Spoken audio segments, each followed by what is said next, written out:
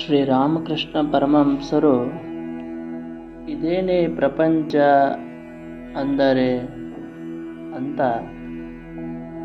ಒಂದು ಕಥೆಯ ಮೂಲಕ ಈ ಪ್ರಪಂಚ ಅಂದರೆ ಅನ್ನುವಂಥ ಒಂದು ಪ್ರಶ್ನೆಗೆ ಉತ್ತರವನ್ನು ನೀಡ್ತಾರೆ.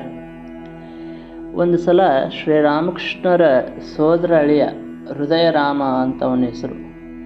ಅವನು ಒಂದು ಕರುನ ತಂದು ಸಾಕ್ತಾ ಇರ್ತಾನೆ.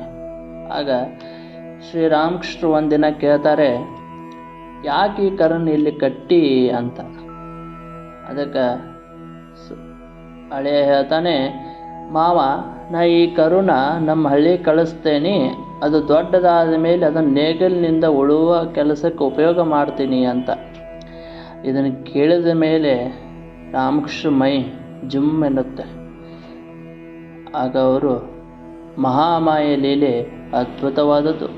ಕಲ್ಕತ್ತೆಯಲ್ಲಿ ಈ ಕಾಮಾರಪುಕುರವೆಲ್ಲಿ ಅಷ್ಟು ದೂರ ಈ ಬಡಕರು ನಡೆದುಕೊಂಡು ಹೋಗಬೇಕು.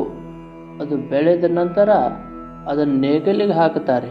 ಇದೇ ಪ್ರಪಂಚದ ವಿಚಿತ್ರ ಅಂತ ಒಂದು ಕಥೆಯ ಮೂಲಕ ಮಾಯೆ ಎಂದರೆ ಇದೇ ಅಂತ ಶ್ರೀರಾಮಕೃಷ್ಣರು ಬಹಳ ಸರಳವಾಗಿ ನಮಗೆ ತಿಳಿಸುತ್ತಾರೆ.